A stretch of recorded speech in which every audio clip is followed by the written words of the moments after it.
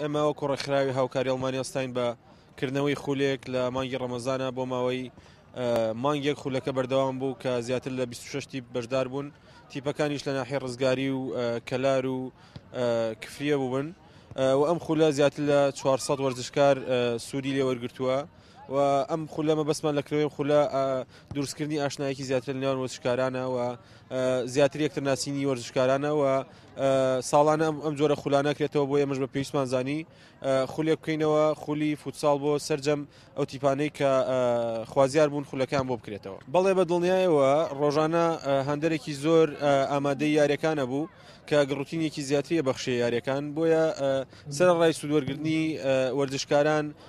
خۆتان نەزان لە ماوەی ڕابردووە کە زروفی کەرەنتینە هەبوو لە